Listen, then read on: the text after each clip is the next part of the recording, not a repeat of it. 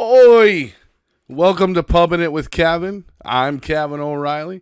Thank you, everybody, for listening and watching. Appreciate it.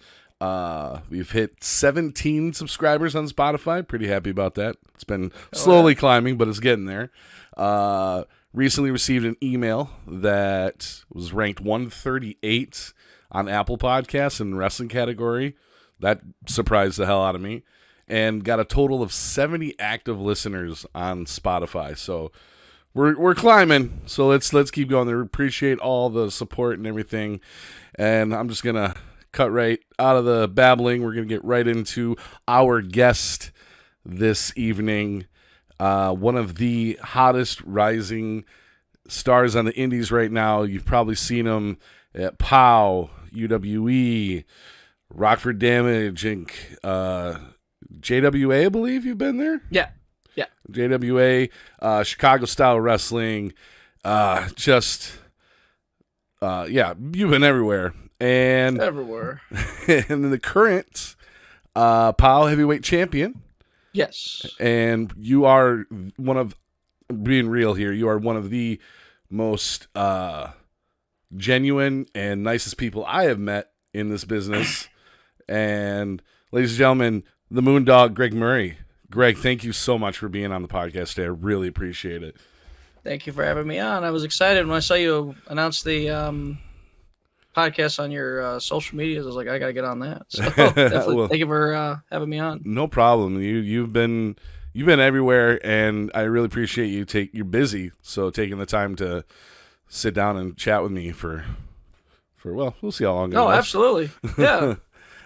We've been on quite a few shows together, but I've never really we've chatted and stuff, and I've probably annoyed you when I've sent you the created wrestlers I've done on IWTV. No. But we've never really had like a conversation. So I was really looking forward to this, and so I guess I'm just gonna start off with you've been wrestling for what, 3-4 years now? 2.5. 2.5. Okay, wow. Maybe. 3 years in January. That's cool. Very close. Yeah. So have you always been like a huge wrestling fan? Like, Oh yeah. I was I've been a fan since I was 10. okay. And it was one of those deals where like I wanted to do it, but I think halfway through high school I was like, yeah, that's not realistic at all. So I just fell out of it, got into hair, and then COVID happens. Yeah. And I realized life is short. So at least we could do is say we tried. So I've been here ever since. So I would say that it's worked out. I'd say it's worked out for you as well. I mean, you've blown up. Like, I mean, you've wrestled Illinois, Wisconsin, Michigan, Texas, Michigan. Yeah. And Going to San Fran next month. Yeah, I was just gonna say that. I heard that you're going to California. How'd that come about? Did you just like put feelers out, or did they reach out to you? I just sent it was the Rhino seminar that CSW hosted at I forgot who asked the question and why Rhino brought it up, but Rhino pretty much said, he goes, just send in your shit. Don't wait. It goes, don't wait for the perfect moment, because that perfect moment may never happen. So true. Just send your shit in. Just send it in. And also, sorry, I probably should have asked if we could swear on this. Oh, no, totally. Okay, so I'm Irish. Come on now. Hell yeah. I was just so am I. But he pretty much said, send in your stuff no matter what. Don't wait on that fancy new gear. Don't wait on this, doing that. Just send in your stuff. Yeah. And pretty much I shot my stuff around, and I've been getting callbacks. So like one of them was this San Francisco promotion, waiting on for them to make the formal announcement so I can name drop them. Right. But no, that's fair. They got to get through this weekend. I believe they're having a show this weekend. But definitely looking forward to hopping on and making the trip out there. I got everything all booked out, which when Shelly the Bombshell saw how much I paid for a plane ticket and how much I paid for a motel, she's apparently now my road agent from now on. Oh, did you pay too much? According to her, I did. That's fair. To me, I looked at it and goes, oh, okay, that's not bad. It's like it's about how much I expected it to be, and then She told me to go to Southwest, and I went to Southwest. Damn it! And she's not. She's still not happy. So I'm like, all right, well. She goes, just send everything to me. And Joey Mayberry said the same thing. Send all your stuff to me and Shelly. We're going to avoid this. Well, that's good that you got people looking out for you. Oh yeah. So that's very awesome. blessed. Well, that's awesome, man. Going out to California, that's really cool. Yes. That's. So you making the trip by yourself, or you got somebody else going to come with you? Originally, somebody else was supposed to come with, but they canceled. So I was like, all right, I guess I'll go by myself. So, yeah. I'm gonna still make the journey regardless. Of course. You know, I would love to do the journey with friends because it's just more fun that way. But at the same time, you know, wrestling is not as every man for themselves as you read in like these wrestlers' books and stuff as it used to be. Mm-hmm. But definitely, it's still at the end of the day. I'm me on my own brand, so I was like, I still gotta go. I'm not gonna go because my friend canceled, you know. Right, exactly. But it's all gonna work out, I would say. Yeah, I agree. Like with the constant road trips that I make to Illinois and everything, it does help to have people in the car for sure. But if you got a booking, you got to make it. You can't cancel. Yeah, right. So. Exactly. It's like, oh, sorry, I don't have my wingman. I can't go. I'm like, no, you go. Yeah, exactly. You know, it's like I've this whole journey started with me by myself. I can continue it by myself if I have to. You know? Right. Yeah.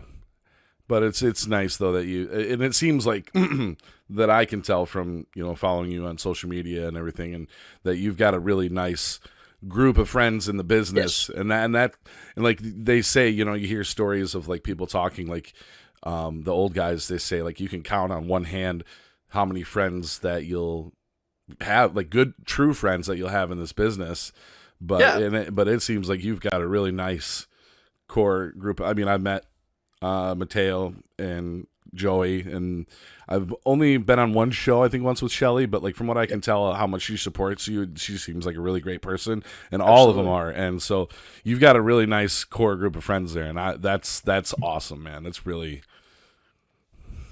very blessed. And then like even the people I'm acquainted with, even like there's people outside of that group I text regularly and hang out with when I can. And it's in wrestling, there's only so many few friends you could say you have. I think in life, that's life in general, though. So, that's very true.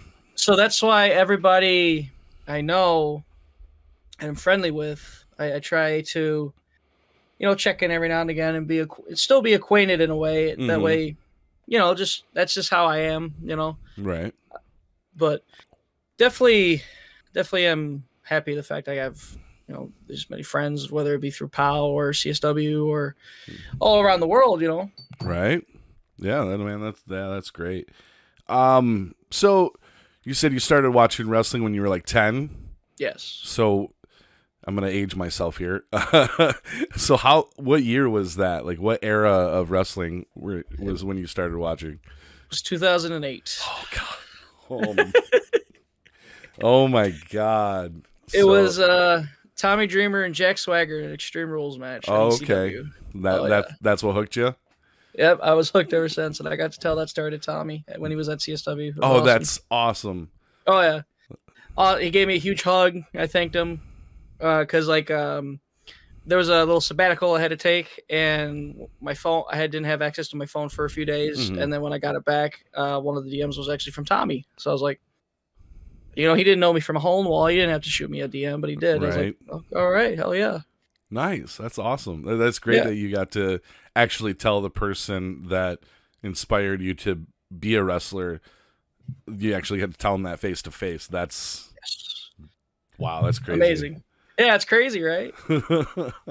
So what was it about that match that hooked you? That like was like, oh my God, this is amazing. I need to keep watching this. Growing up, I had the video games because, the video games were big, even whether you were a wrestling fan or not. They were fun to play with friends. Right.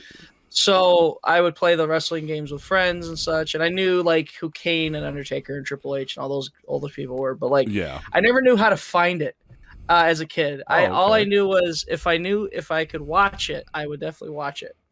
I didn't think search WWE in the search bar of my DVR when I was 10, which you were 10, so yeah. I mean, but I was still searching stuff like cartoons. I knew how to use the search function. I just didn't think, for some reason, I didn't know how to find USA or Sci-Fi or stuff. But it eventually came across. It was my dad flipping through channels and he found it. So after that, I was like, okay, well, I gotta watch the Raw the next week, and then SmackDown was on regular cable at the time, so I was like, okay, I can watch SmackDown too. And then, especially at that time, like I think our cable was on and off all the time, so at least we could watch SmackDown at the very least. Right. Then they moved to Sci-Fi, and I couldn't do that anymore. Damn it. Right. Sweet.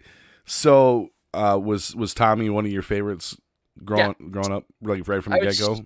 Tommy Dreamer and Triple H were definitely my first two favorites, and then later on Mick Foley, and I think my top three definitely would still be Triple H, Mick Foley, and Tommy Dreamer. Nice. That's a solid list there. Yeah. Yeah. Answered a question I was going to ask too, so that's perfect. Perfect. Right on. So fast forward, 12 years later? Yeah. I got to get into the wrestling, or yeah. So when you got so you said COVID hit and you're like, okay, life's too short, don't wait, let's do this. Yes. What was your process of, like, did you just find like the closest school to you, or did you research schools, or what was your thought process on that? I would get these ads for a school out in Woodstock. Okay. Every once in a while. And the idea would be in my head, but like, nah, wouldn't happen. But again, with COVID, so I didn't do any sports in high school. Okay. I was 300 pounds. I had like nothing. I had no athletic of anything, had no background in any kind of character stuff. Wasn't a theater kid. Okay. I was just going in on a prayer and a whim and just to see where it goes, and it worked out. I think I started in July of 2020. Okay. And then I debuted. I had my first ever wrestling match January of 2021. Okay. And been here since then. Started at that place in Woodstock, eventually moved on to CSW Academy in Chicago with Boz, and I'm pretty much a Boz guy. I've been training longer with Boz than I did the first guy. Gotcha. So anytime I send in my resume, I always say trained by Steve Boz and the CSW Academy, which includes Hades and Axel Rico and Chris Miller, Okay. Then the first guy I trained with has a lot of heat with everybody, so it was better to leave him off the resume. No, that's fine. I get that. I mean, it worked out. That's pretty common in this business. A lot of people will get their start with one person to learn the basics and then move on, to get more refinement and stuff like that. And so it seems like that was the right decision for you too. Like, it seems like you hit a really good school of CSW. I hear nothing but great things about the trainers and everybody there, and the company. I just constantly see everywhere. They're on IWTV, aren't they? Yes, they got the deal with IWTV and such. My cat is interrupting the interview. That's okay. Oh, kitty. Get on the chair, damn it. And stay up there, please. All good. CSW's on IWTV. They're like, every year it's getting bigger and bigger. It's crazy because like when I first went there in August of 2021, it was a vastly different company then. Right. And I look at it now, like the show prior, and I realize like how much we've went from scenario A to the current scenario, and it's crazy. Like it's weird because like you feel like it was yesterday, right? And you realize no, it wasn't. It was 2 years ago. Right. Jeez. So it's crazy too. I was telling somebody how some things feel like yesterday and some things feel like an eternity ago. And it's just so weird. And I don't think it gets any better as I grow older. Oh no, trust me, it doesn't. Like I'm this November, I'll have been 10 years since I had my first match. Oh, and if thanks. But it feels like it was just yesterday. Yeah. Feels like you're and like I had taken 2 years off from like 2016 to 2018. Yeah. And when I had my first match after that, it had felt like forever since I had a match going into that match. So, but it was a real short period of time. So I totally understand that. But yeah, it does. I'm 40 now, and it does not get any better. So, you got that to look forward to. So speaking of first matches, who was your first match then? It was, I believe, so I was under a mask at first. Okay.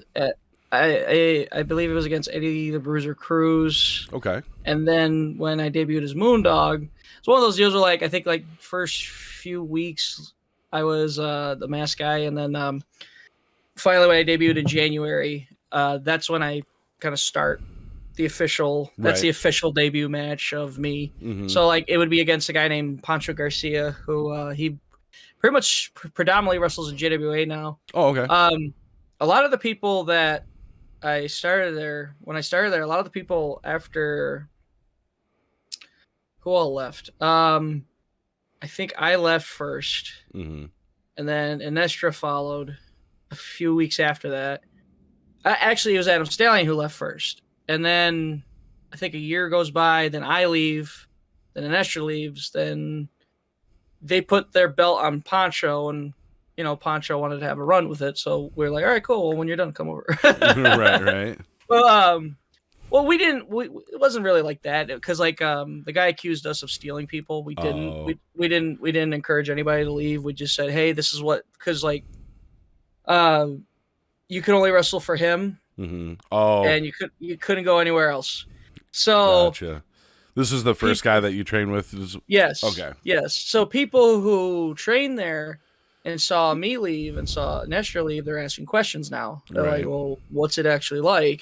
Because like he would come up with like the most like, oh, it's the worst. Everyone's gonna screw you over. This, that, and the other. And it was like, well, yeah, there's a little truth to it, but he thinks he frames it as everybody's out to get you, right? Which he probably thinks everybody's out to get him. But I'm paranoid, but he's a different level.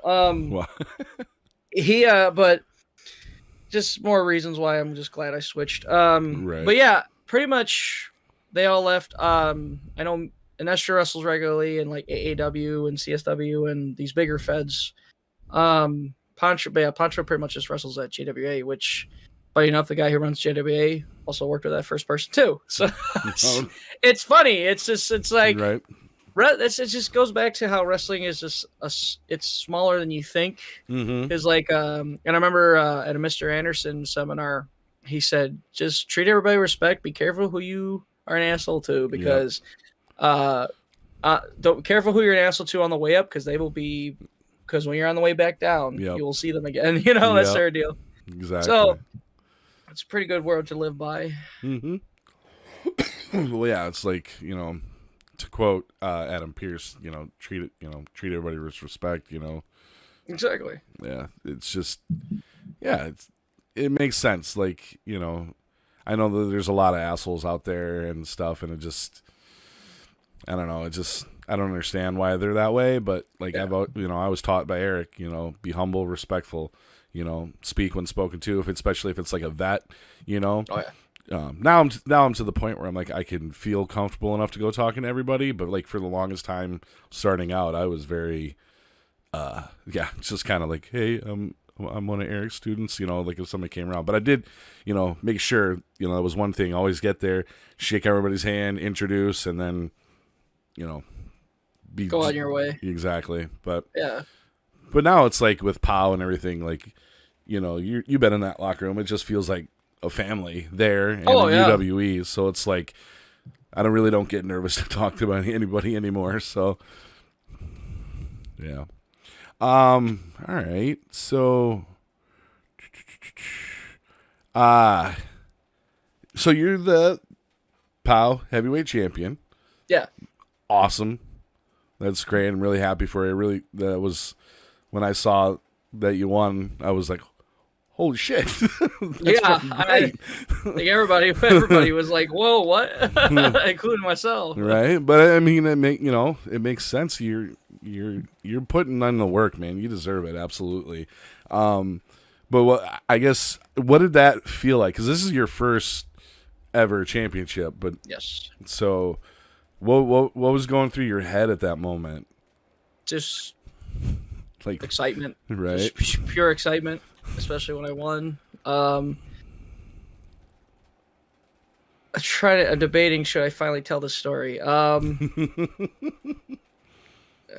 he's gonna kill me for telling the story, but whatever.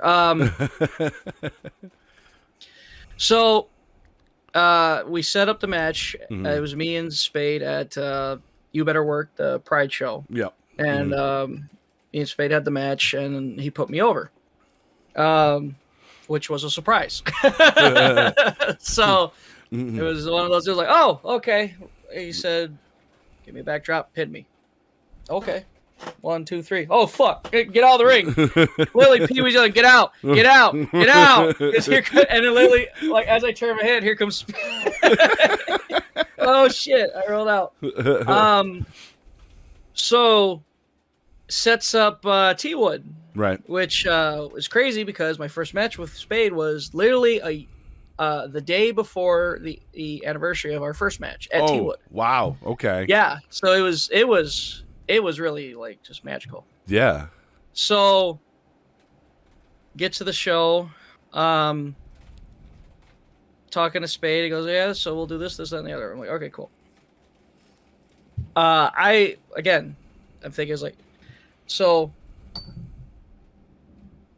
we go towards the end. I go for a sleeper, working the hold. Mm-hmm. He's going down. I'm thinking, all right, he's gonna power up, kick up, pile driver. 1, 2, 3. Yep. As he's going down, he whispers, "Congrats, kid," and then passes out. And I was like,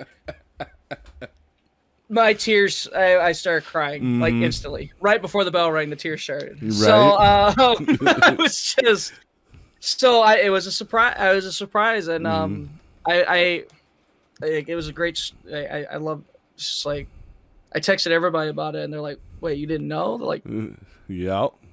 Because these days everything's plotted out and planned out and such, which is, it's very subjective as to whether that's a good thing or not. Right. But that was one of those moments where it's like, can all my title wins be a surprise? Because like, I don't think you can ever get that reaction out of me. If I knew beforehand. For sure. No, for sure. I definitely loved it. But I waited. I was gonna wait to tell that story after I lost the title, but I was like, you know what?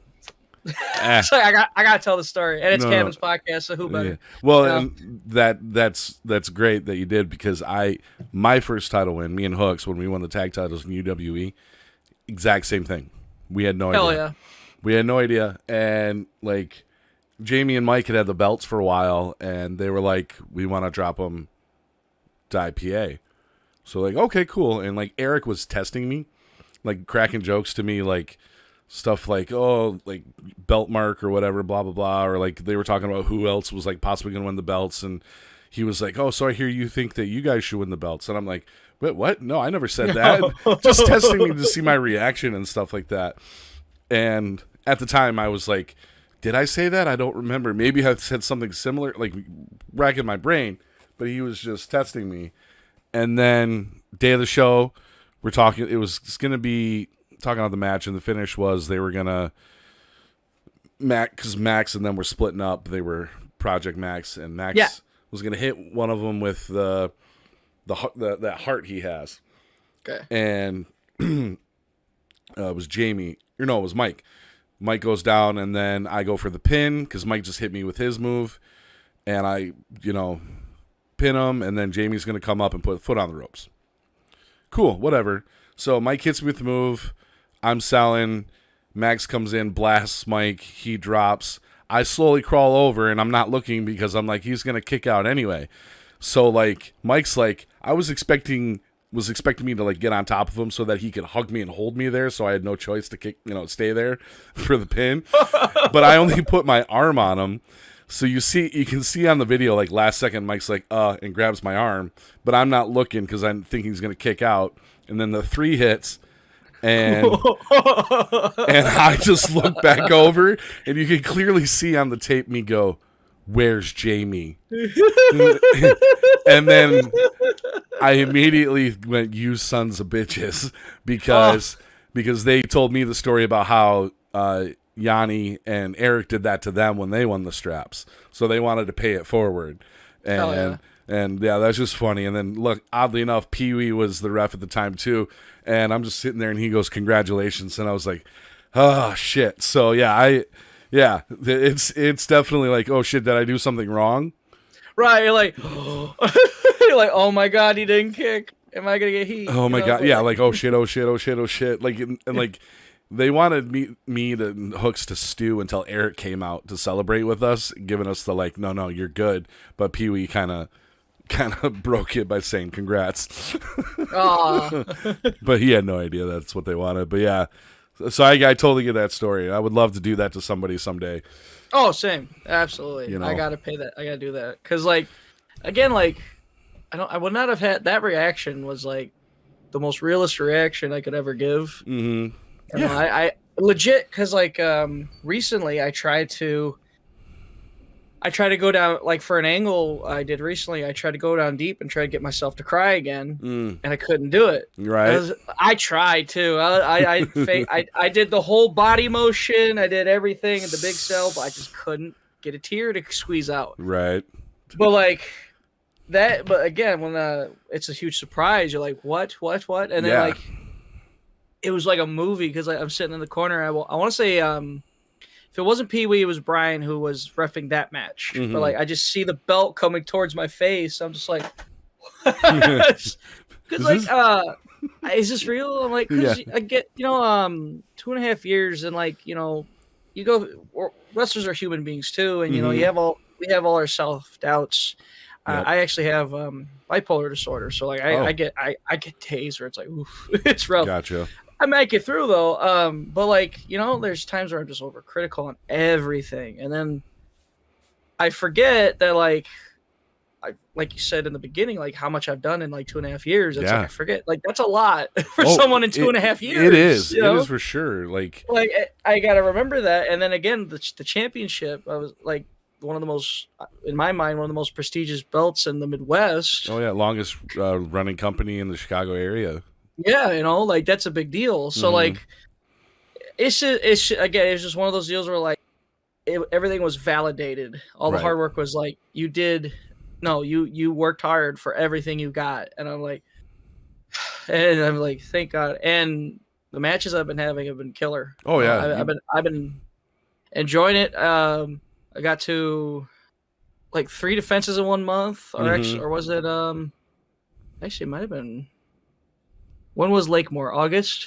Yeah, August. No, 4 August 4 13th. defenses, because that was when I had to go up to Wisconsin, because the guy, it was for No Regrets Wrestling. The guy who was booking it hits me up and goes, "Hey, you bringing the pile tile with you?" I said, "No," because Jimmy specifically told me it only leaves the house when you're going to pile shows. Right. I'm like, all right, sounds good. Well, then he hit me up. He goes, "Can you bring the pile tile?" I goes, "We had a lot of changes happen to this match." He goes, I need something to spice it up. I'm like, okay. So it's like, so I hit up Jimmy. I'm like, hey, this guy wants me to defend the belt up there. And I told the guy too, I was up front. I was like, well, here's what we got to do, because we're doing this over here. Right. And then same thing. Jimmy's like, well, just so you know, right. I remember what we're doing. I'm like, I know. But like, which the guy was like, oh, obviously, of course. Right. But like, so I got to go up there, and we wrestled Blair Onyx, Alvin Gray, and Trent Hammer, who's a student of Eugene's, which I nice. got to do a Eugene seminar while I was up there. Oh, and hell yeah, it was $20. I was like, shit, here you go. Oh, shit, yeah, $20. $20 seminar, like, what is there to lose, at that point? Right. And it's getting the ring with Eugene, Yeah. So, and I got to have a fun little seminar, then had a 4-way, and then headed home, because it was.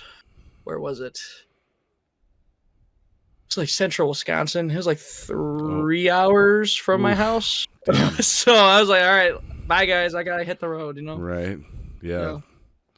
Damn. But yeah, it was like for so far, when did I win? So August, September, going in October, 3 months, and there's 6 defenses, I think. So, hell yeah. so hell yeah, a traveling champion. Of course. So. Would you say that since you've, now are holding a title or won a title, you said like you get that validation, do you feel more comfortable? Not that not saying you probably didn't feel comfortable before, but like, do you find more of a comfort level now that you're like, I can do this? Like I'm here. I'm at this level. Everybody's validating that I'm at this level. So let's, I don't know if I'm wording that right, but I think I know what you mean, and absolutely yes, because like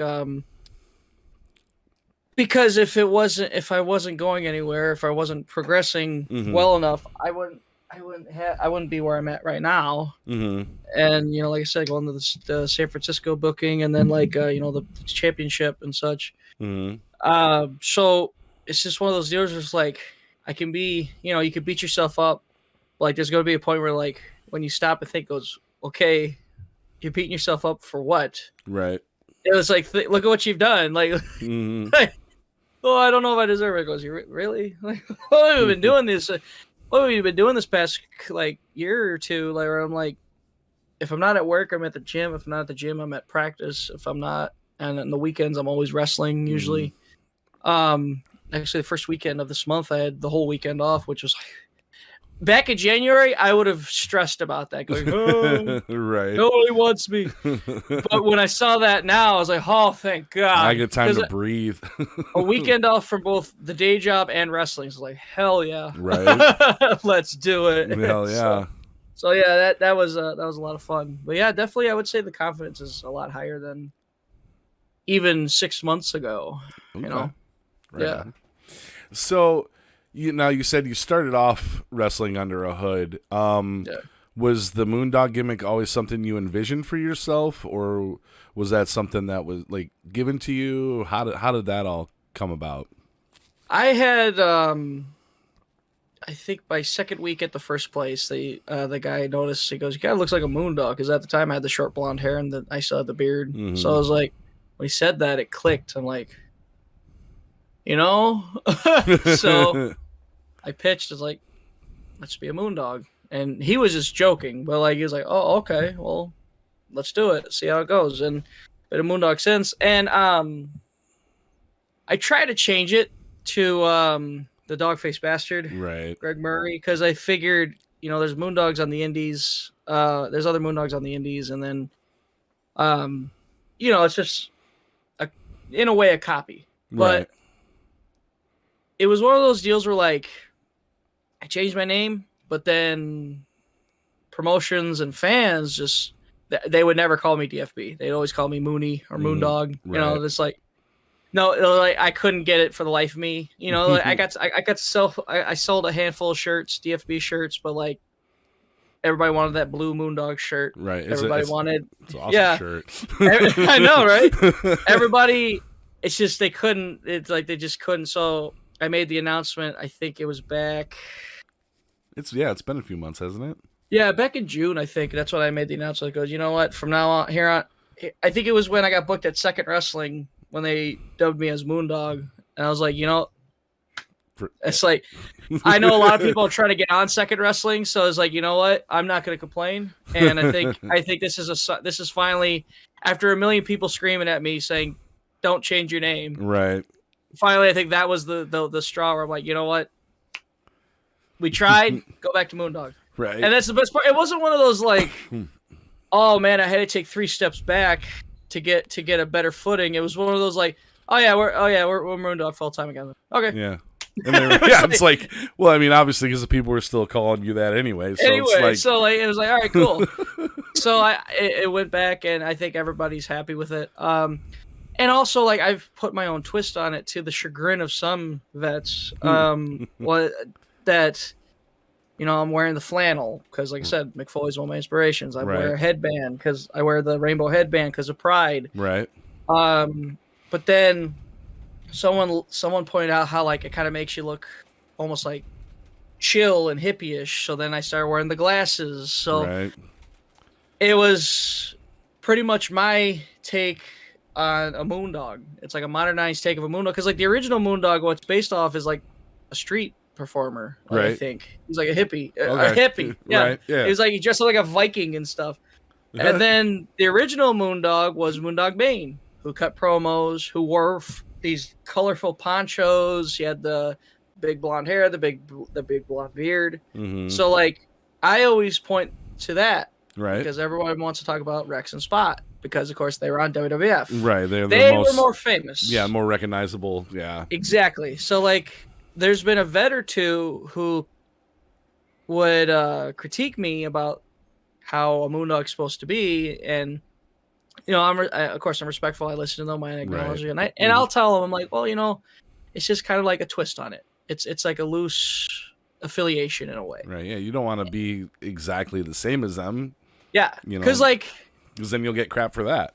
Exactly. It's one of those. It goes to when I helped out at NWA in Chicago. Tom Latimer was talking to us, and he's explaining to us how you're gonna get, no matter what you do, you'll probably get heat from somebody. You'll please this one person, but even though you please that person, that same thing that you please that person with pissed this other guy off. Yep. It's just, it's one of those, just take it on the chin and go, do what you can, But, and it's great advice, because, like, it's true. I learned that with the whole Moondog thing, where, like, people are wanting me to just come out in jeans, don't say a word, and just, and such. But at this point, I've grown it so much that, like, to go backward like that wouldn't work. No. Like, I did it at first when I first debuted, but then again, you progress with your character. You got to. You got to always evolve. Yeah, you evolve. And like I said, it hasn't hindered anything. Hasn't things of mine. So yeah, I'd say what I'm doing is good until otherwise. No, I'd say so too. I personally love it. Like, just the look and everything that's changed from when I first saw you. You know, like you're like when you were tagging with Trog, and you got this the print, was leopard print, cheetah print pants, your short, whatever.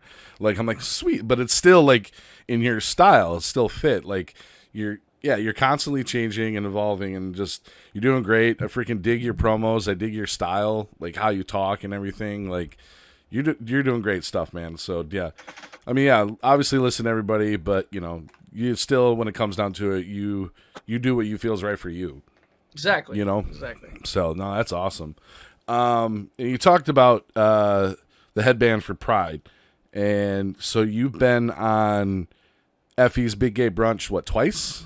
Twice, yes. Twice. What's that experience like, and what does that like mean to you? Like, obviously, it's like seem like it's a real big deal.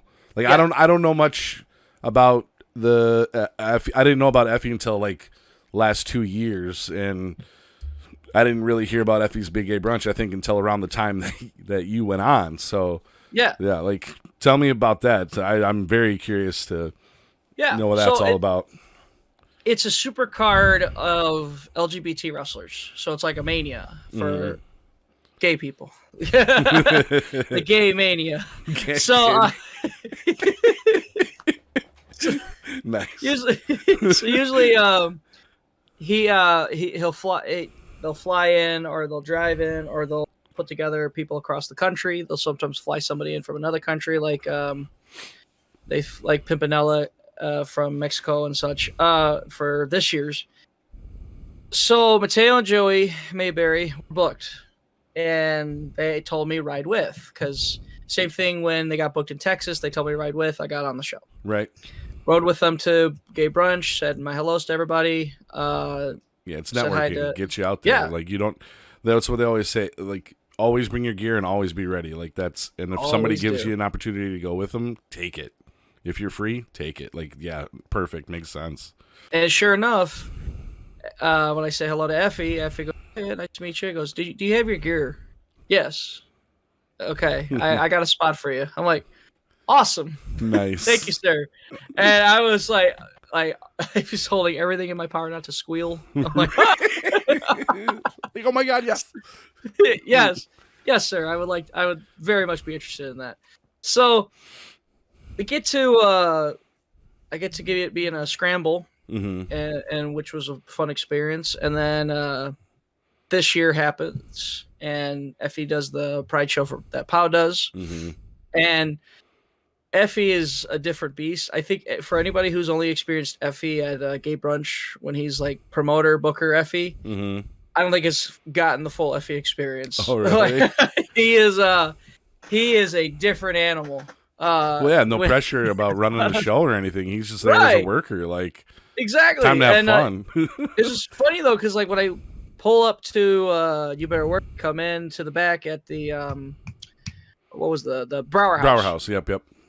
And he's chilling on that the couch. Oh, that couch. The couch. Oh no.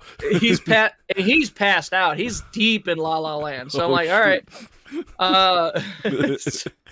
There's an infamous couch in the Brower House for those who don't know, and it reeks. Oh yeah. We'll just say. Yeah, we'll just go. Effy was chilling. He was asleep, and then Lily, he's from a 0. He's asleep. Mm-hmm. As soon as he wakes up, he's to 100. Oh jeez.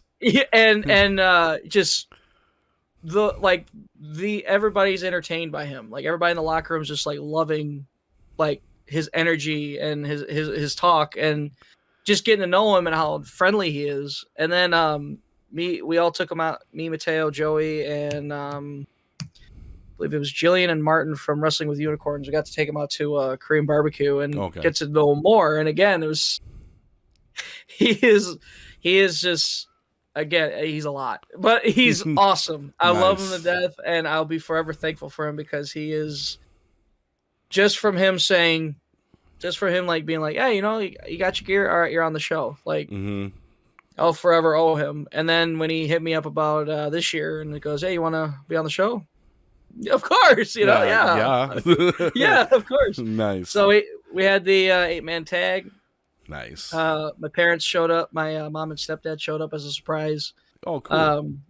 I think Spade and Angela got to be there. Nice. A couple wrestlers showed up, got to watch the show. And it's funny because, like, the crowd loves everybody. Mm-hmm. And it's not one of those, like, if you flub up a spot, they don't do the you effed up. They go, oh. And then when you go to the next spot or fix something, they're like, hey, okay, we're back. like, we're back. All right, we're back. Yeah. So like if they notice something weird, they're like, oh, okay. And then, oh, okay, there we go. Yeah. So it's a really great atmosphere, and it's genuinely, if this could be an annual thing for me, I definitely love it. I want to go up to Philadelphia for Mania weekend. Right. I really do. And I was going host like, oh, I'm going. Screw everybody else. I'm going. I'm going. But now as we get closer to the day, I'm like, oh God, I don't know if I can. Right. I want to. Right. I really do. Mm-hmm. But I just gotta, it's the details. And again, like, I'm hitting up all these places outside of Chicago, so it's like, if I'm not careful with these trips, right, I'm not gonna have the money to get to these places. Right. No, that's true. That's true. It's not cheap, especially the further out you go. This is all like, this is where wrestling is like starting a band, or it's like you just keep, you play, you play and play and play, get whatever gig you can get, and just keep going and going, get the reps in, and you just hope to get noticed one day. Right. And go from there. And it was one of those deals where like, just make sure to stop and have fun while you're at it. Don't be, because like I know people in the business who are just like, they're so worried about shit they don't have, right, or shit that they can't get, or not stopping to enjoy the show they're on right now. Exactly. Not taking in the locker room they're in right now, and not taking in these experiences. I'm 2.5 years in, and I could probably write a book. So that's what it would take. That's what it takes to stop, enjoy the moment, and enjoy everything around you, because you're gonna have stories for years, for their lifetime, and years, oh yeah, and years. And like with social media and the fact that writing things down and trying to make sure to keep the memory alive, or at the very least, if I see something, go, oh yeah, I remember that, and then it kind of come back to me. That's one of the upsides of like saving everything. Yeah. Of course, we don't know what's going to be bad in 10 years, unfortunately. So like something might come back up, and then you got like, all right, well, right. Yeah, but that's another conversation. But it's wrestling is different, and there's a reason why not everybody does it, because Exactly. it'll weed you out, it will. But like if you stick with it, oh my god, it's amazing. There's nothing else like it. Nothing. Absolutely, for sure. That's one thing that I've learned. Like when I first started and like I was going to shows, like yeah, great, it was awesome, but like I was super nervous still, like going to all these new places. But like I left for those 2 years, and now that I've come back, I'm like, I never thought I was going to do it again when I left. My intentions when I left was like, I'm done. Like I was burnt out, health issues, and I'm just like, no, I'm done. But then I got my shit straight, and then I'm like, I'm back, and I'm like, you know what? This is my second chance. I'm just going to have fun. And that's the way to do it. I've been having a blast, and it looks like you're having fun too. And that's what I like to see. Like I gravitate towards the people that are there to have fun and enjoy what they're doing. And that's why I always make a point to say hi to you, and like, if we get a chance to talk to you and stuff. And you're one, like, I know that you're on a show. I'm like, looking forward to it. That's so look forward to catch up. Exactly. So that's awesome. I gotta ask one question, because it like you were so I'm trying to phrase this in my head. It's nothing. There we go. No, it's not bad. It's just something like I was thinking about, like what questions I'm gonna ask Moondog, and I'm like, I gotta ask him about Rockford. The match. Okay. I just like, I want to know, like, you. So for those of you who don't know, was it a triple threat match? It was a 3-way street fight. Kazile and Spade. Spade. It was Spade. Okay, I was blanking on the third person. And Moondog lost a lot of blood. Yeah. And I just like, I've bled in a match before. And it was, but it was nowhere near to the extent that you did. And I was just, and I'm just wondering, like, what was your thought? Because I saw you after the match, like when you came outside. I was outside with Mike and Jamie, like smoking or whatever bullshit. And the next thing I know, I just see you coming out the back door, and Angela's with you, holding paper towel to your forehead and a shit ton more in her hand, and you have a shit ton of paper towels in your hands. Like, what were you thinking, like, during the match? Like, were you worried at all?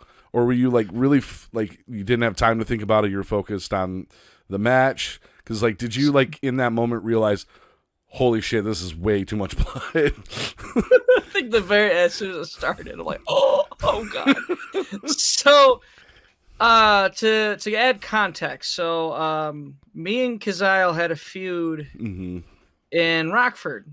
And I think the big blow off was going to be, I think it was supposed to be December, but then it turned to February, and then Jimmy inserted Spade into it, because Jimmy at the time was booking for Rockford, and so it turned into, if there's a December show, it's you and Spade, and then Kazile probably, because I think Kyle couldn't come to that December show anyway, right? So I was like, okay, that works. It continues the story. Fuck yeah. Right.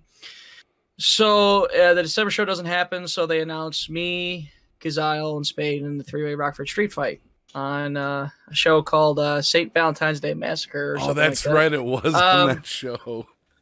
So I believed in it, and I think these days wrestling really doesn't need blood, and I think WWE has proved you don't need blood to heighten drama and such. But I think it in small doses it could be effective. Yes.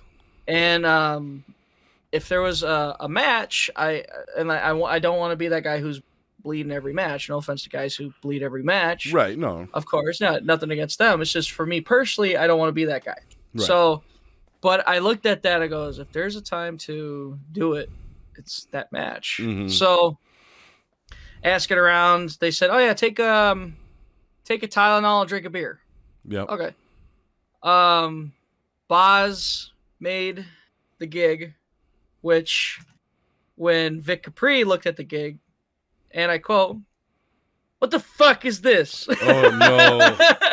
And he's like, "Give me his pair of scissors and shit," and he fixed it. He goes, "That's all you need." Because like I think all Boz did was just snip off a square and just wrap a little bit, like wrap tape in the middle and just Right. Well, Spade took it and like trimmed most of it off and just taped what needed to be taped. Mm-hmm. He showed me how to do the pocket and everything. I was like, okay. Me being me though, I'm like, oh, what falls out? So I had another extra layer of tape onto it. Right. I drank a beer with 3 pills of Tylenol. Oh, jeez. So later I was told you just drink half a beer with a Tylenol. Mm-hmm. One. Well, that's not what happened. Oh, no. So I did the 3. I took 3 of them with the beer. Get in the ring. It's time to do it. Having trouble getting it out because, again, I put an extra layer of tape on it because I was paranoid.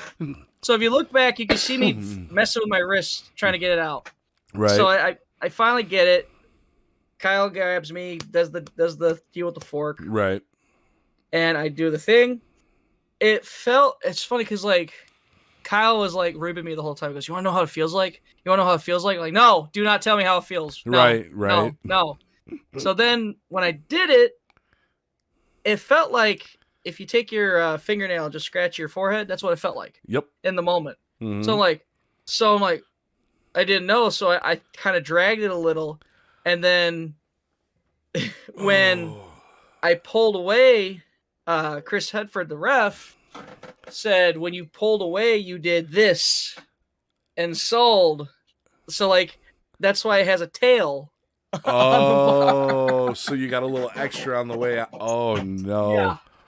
So it comes down more. Oh, That's when I realized, we're in trouble. So Tiny on the outside's mortified. And Kyle Bull was too. Like I had to calm him down after the match. He's like, I've seen blood on TV, but like seeing that much in person was, oh my god. Chris Hedford was the ref, and Chris being there the whole time was what I think saved my ass because like he's literally putting a thing. He's literally like holding it. He's got the gloves on, and he's like, just relax, calm down. I'm like, okay. I'm breathing. And he had me calm down so much that like I wasn't worried. What's next? Oh, what's the next spot? Oh shit! No, I was so calm. I'm like, all right. Yeah, dude. Watching Kyle and Spade. I'm like, all right. I gotta get up. Right. I was just chill. And Hedford, every few minutes, Chris was asking, "Are you good?" And every time, I'm like, "Yeah, I'm good." So by the third time he asked, I felt bad. I'm like, oh, poor Chris. He's probably freaking out. Like, I just started messing with him. I'm like, I feel great. I'm like, oh, this is awesome. And it was. I was feeling the moment. Like, you could feel the energy in the air going, whoa. Right. It scared families away. It did scare people. Yeah. Yeah. There was an exodus a little bit. Yeah. And, but the people who stayed, it was funny because, like, I'd be during the meet and greet, like, fans who normally come up to take pictures, they're just kind of from a distance waving. Yeah, like, thumb up, hi, Mooney. I'll catch you when you're not covered in blood. Yeah. And, it was awesome. And I had a memory forever. And I just remember getting to the back and, like, I'm walking there, and Capri has a towel. Capri's outside the curtain with a towel in his hand. And then, like, Ready. Shelly's kind of peeking her head behind with like this mortified look on her face because she was just like, because she knew, right? But she was like, oh my god, no. And I guess Capri and Jimmy had to hold her back from running out there a few times. Wow. I guess at the entrance while I'm walking, Shelly's yelling at Vic, and I guess she shoved him up out front, so that's why he was outside the curtain with the towel, like. He knows, like he's been through this before, you know. Right. So, but he helped me out. He pet him and thankfully I live in Rockford area, so like I got to go right home. Okay. Rinse off. Capri patched me up. and then wrestled the next day. I remember seeing you on Facebook debating about whether or not you should work the show. Yeah, and yeah, I went, and it was a tag. It worked out. So yeah, you're fine. Not so bad. Oh yeah, and I got told by a few people, like, dude, don't go. Just send them the pictures. Like, right. they'll understand. I'm like, no, I'm fine. It's like, look, I'm still walking. Right. Oh my god, the next morning I was so dizzy. And all I smelled was pennies. Oh jeez. Yeah, and I was staying at Shelly's, and Shelly has 50 dogs. So like, oh wow. So she had to keep when I was staying in the guest room, she had to keep the door closed, and because the dogs are like smelling. Oh jeez. They're like, what's that? So I felt bad because poor she's got this giant bulldog named Olaf, and Olaf adores me when I come over. So like he was like outside the door. Oh, he's like, because he wanted buddy. Oh. So yeah, it was a trip, and I got to the next day. I felt like queasy, dizzy. She gave me like Shelly gave me this like purple drink that like to help. I forgot what it's called, not electrolytes or something like that, or cellulite. I don't remember what it is, but like pretty much help with the dizziness, right, and such, and keep me stable. But yeah, it was fine. But like the scar is finally like you got to look for it now. Yeah, well, that's good. For like the first few months, I was like, this ain't going away. I'm like, shit. I'm like, well. Jeez. So like I take a selfie every now and again. There's the scar, but then like recently, like especially with all the tanning I've been trying to do, right? I like look in the mirror. I'm like, where is it? And I'm like, oh, there it is. Because like you can see it, but like it looks like white. It's white now, so right. like you can't really notice it. But yeah, it was when you had Jimmy Blaze tell you that was the bloodiest match he's seen since like the early 2000s. Oh wow, or something like that. And when you had Spade say that was probably the bloodiest match in my whole career. Oh wow. I'd say he did something memorable. I think the white canvas didn't help either. No, or the white turnbuckle pads. Yeah, which, like all white. Poor choice for canvas and turnbuckles, I think. But the aprons were disgusting. Oh yeah, I went out there to help change them. I'm like, oh my gosh. Yeah, it added 10 extra minutes to intermission. It did. Yeah, that's fine. Whatever. It was fine. It was like, what a moment. Like right. And just, I still think back to that, or like the videos or clips of it will get shared on my social media. I'm like, jeez.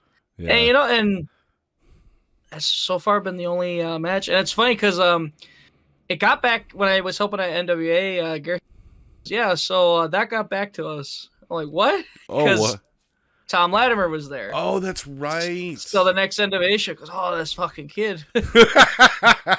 Fucking bled everywhere. And then this fucking kid comes to help out.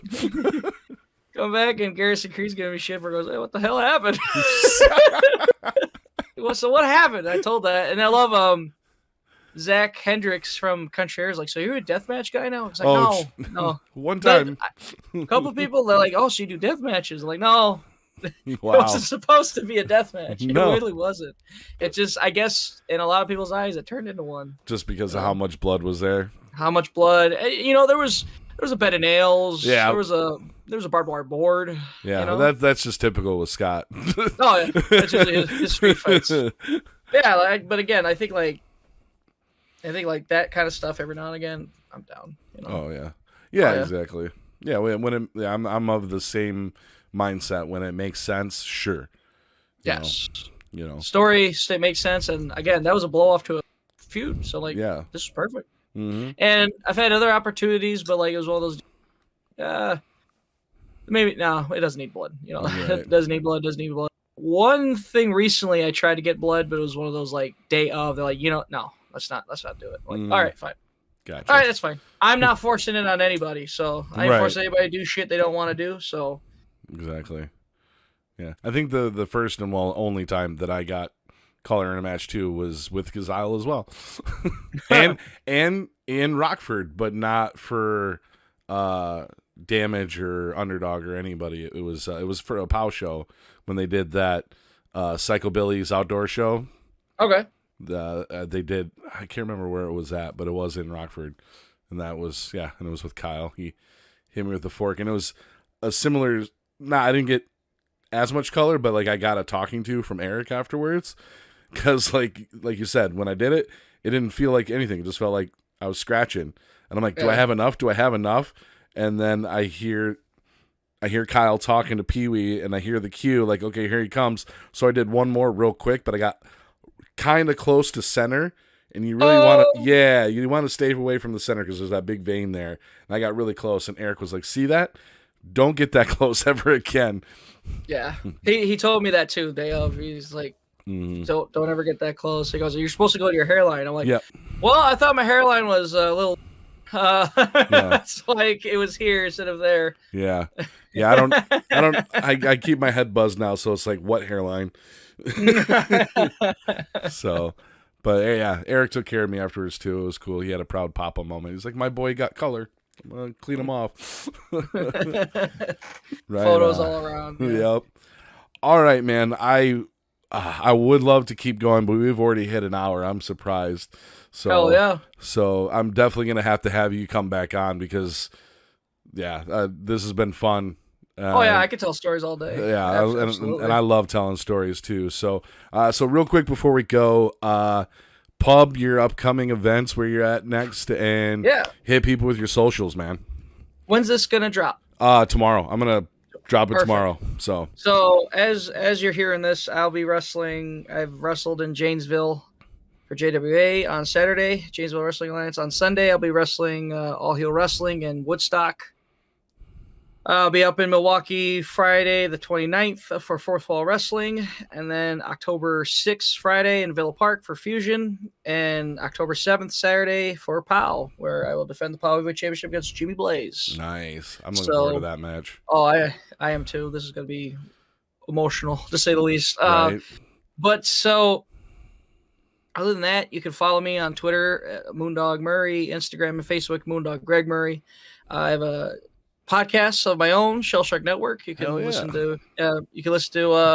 Me and my buddy Zach review cartoons and talk about action figures and stuff. Oh yeah, that's something I want to talk to you about. Absolutely. So we'll have to hit that next time.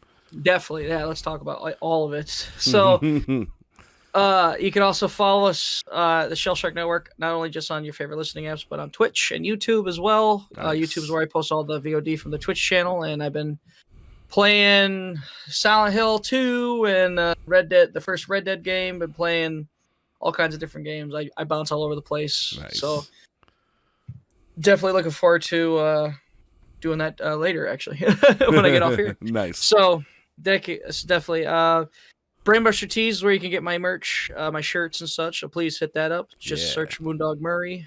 And other than that, I believe that's it. I feel like I'm forgetting something, but God forbid I remember. Right. Awesome. All right, man. Well, thank you so much again. I really appreciate it. This has been a blast, and I really appreciate you taking the time out of your busy schedule to chat with me. It means a lot. It really does. Absolutely. Let's definitely do this again. Oh, for sure, man. I will definitely hit you up again. Alrighty. All right. Well, thank you, everybody, for listening and watching. This has been Pubbin' It with Kavan. We'll catch you all later. Sláinte.